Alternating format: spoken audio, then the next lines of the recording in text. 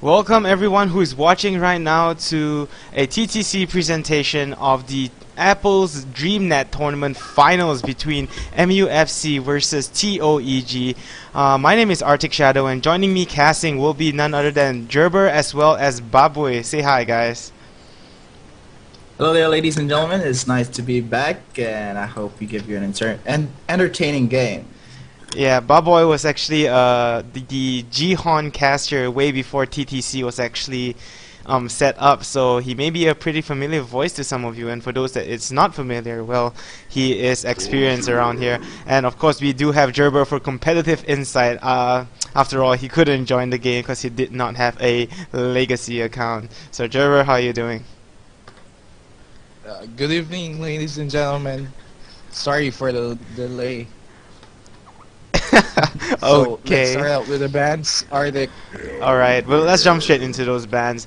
We see Corrupted Disciple, Wild Soul, Plague Rider, Pyromancer, Polywalk Priest, Rhapsody, Behemoth, as well as Magmus. So nothing that stands out too much, and again we see that Pyromancer being banned by Team Orange Esports Gaming.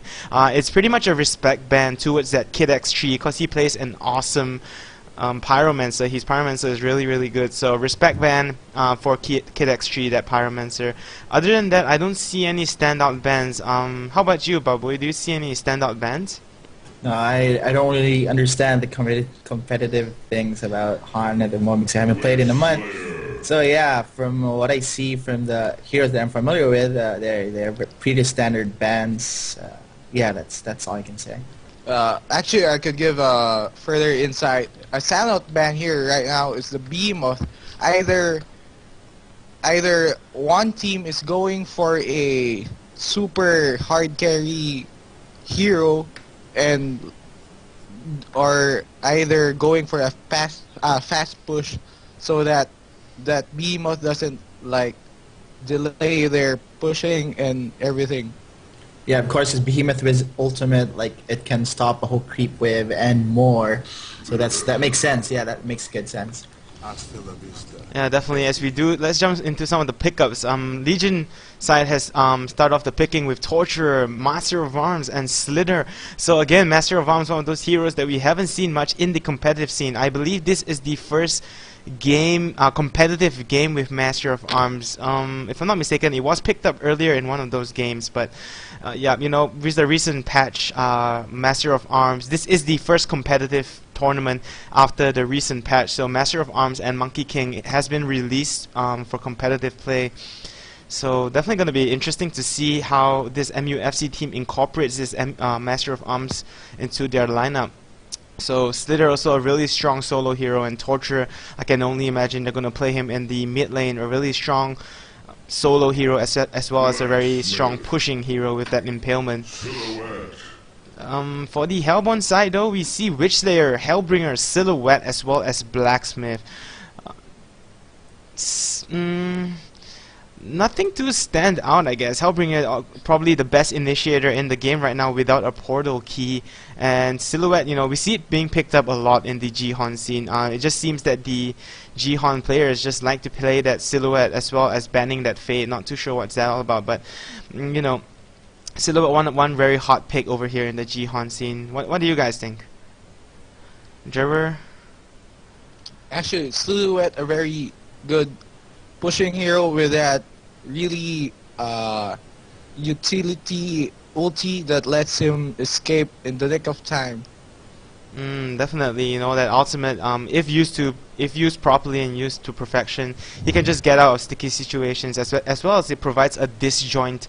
For those of you that don't know what a disjoint is basically you use it to evade an attack or a skill that's coming at you. Something like Bubbles' third skill, the shell hide thingy, not sure what's called, but yeah, Blacksmith also we see it being picked up. Cover. Yeah, take cover. And Blacksmith also we see it being picked up a bit more nowadays in the competitive scene, as you know, Blacksmith is also one of those really versatile heroes. He does have that frenzy buff. He has a slow and he has a stun, and as we've spoken before about it, you know, that RNG crit on the ultimate is just so strong. You know, as how Gerber would put it, I forgot what did he say, the proc of death or something, not too sure. The multicast of death. Yes, the multicast of death. And the Legion team now gonna finish off their picks with Amun-Ra as well as Bombardier. So what do you think about that, Babu? What do you think of the picks on the Legion side? On the Legion side, I'm really not familiar with Massive Arms, so I can really comment on that. So Amun-Ra is very good, a very good tank, and he can like dish out a lot of AoE damage just by being there. Torture, of course, one of the classic heroes that just gives out a lot of damage like in a short burst, so it's very useful. Slither and Bombardier can give very good AoE damage, so that's all I can say about the Legion side. Yeah, definitely. You know, Amun-Ra, we see it being picked up a lot in the competitive scene, and apparently even in a competitive scene in TON, sorry, it's pretty much an auto-banned hero in the TON scene, if I'm not mistaken, because he's just so strong, it's so tanky, it can clear waves of creeps so quickly as well. So definitely the Legion team looking pretty strong. Will be interesting to see how they lane this though. It does look like it's going to be a Slither support, as we also many times see MuFC. They like to play that Slither support.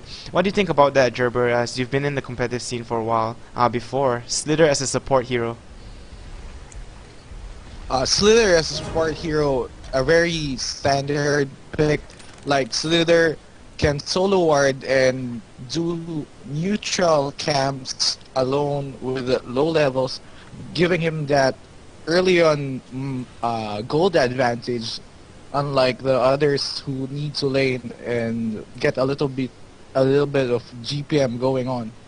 But wouldn't you prefer to see Slither actually in the solo lane? Because he is a really strong solo hero as well. Yeah, I would really prefer a Slither solo lane, like laning on the hard lane. Because he has that second skill, which really causes like 2 attacks in one. Yeah, definitely. And so with the lineup of the Legion side, MOA, Amun-Ra, Slither, Torturer, and Bombardier, who do you think is actually going to become this support hero, Slither or Torturer? Who would you prefer at least?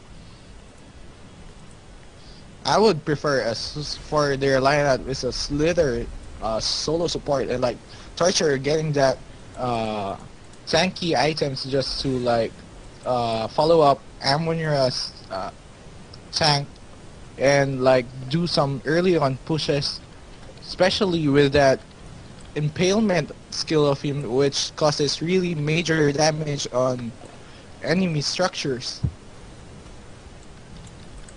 Yeah, definitely. Yep, so for those of you just tuning in, this is the Applez DreamNet tournament finals over here in the Malaysia. It is a Malaysian held tournament, and this is going to be MuFC versus Team Orange Esports Gaming. And actually, these two teams met earlier in the winners bracket, where Team Orange Esports Gaming actually knocked MuFC down into the losers bracket.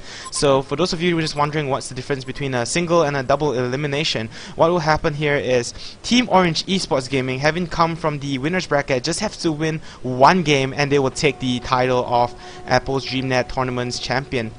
But the MuFC team will have to win 2 games in order to actually claim that victory and claim that crown. So definitely going to be an intense game here. We'd like to see.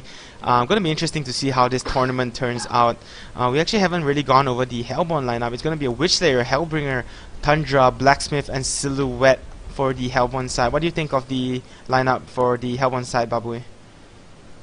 I think it's pretty standard from what I remember before. They're not really using any new heroes. So what I can say is like Silhouette's going to be the main carry, and everyone else is going to cover farm. So that's basically what I think the game plan is for the Hellborn side.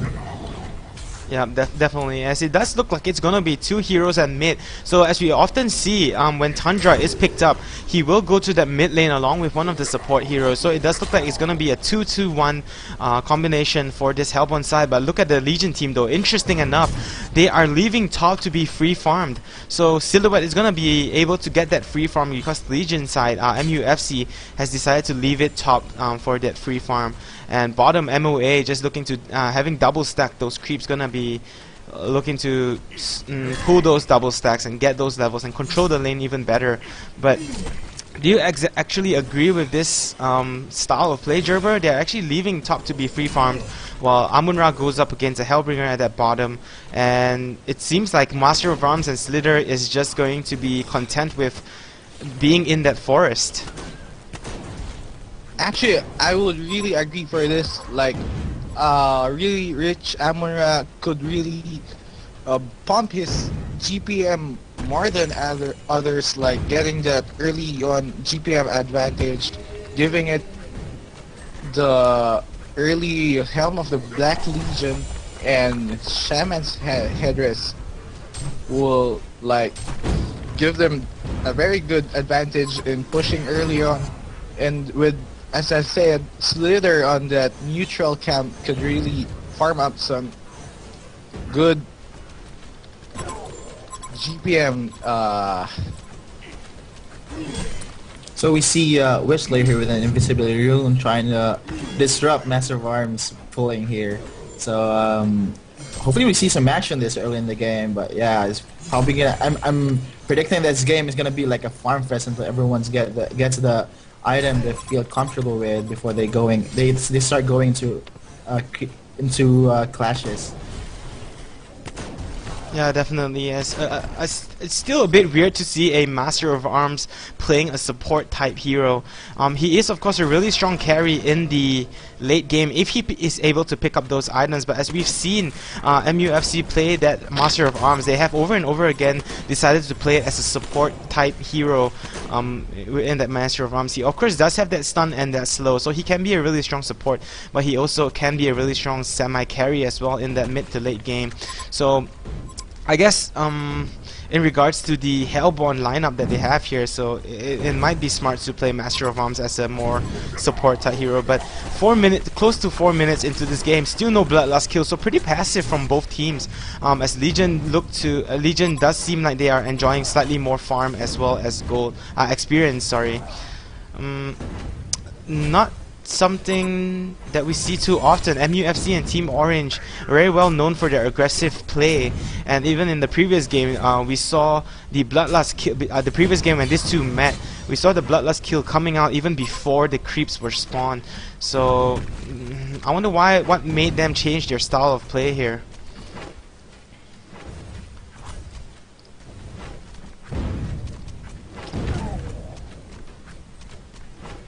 Okay, what really Legion has to take care of is that Silhouette, like looking at his items early on and doing a little bit of counter iteming him. Like if he gets a Geobane or a Blink early on, what will you do?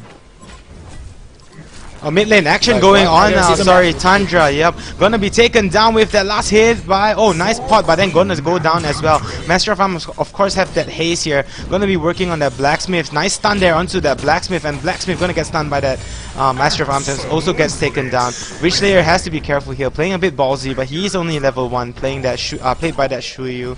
So, yep. Sorry, Gerber. What were you saying before that? As I was saying, they really need to look at this Silhouette, not giving him those that very big gold advantage early on. Yeah, definitely have to watch out for that Silhouette. You can just see why Orange can't be aggressive this early, because like they get pawned really early in clashes, so they're just gonna rely on Silhouette to farm out fast before they start going into clashes. So that's what I think they're up to at the moment.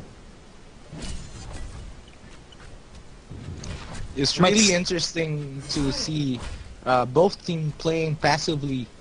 Unlike what I used to play with them in houses, they're always in the offensive side, like aggressive lanes, manning up, doing 3 versus 3 lanes.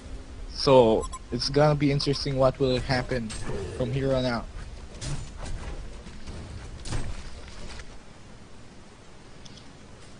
Yeah, and again, for those of you just tuning in, this is the Applez DreamNet tournament over here in Malaysia. It is a local Malaysian tournament, so the teams playing are Malaysia versus Malaysia, and this will be Team Orange Esports Gaming up against a MuFC lineup. So definitely looking forward to an interesting game here. MUFC, of course, coming from the losers bracket.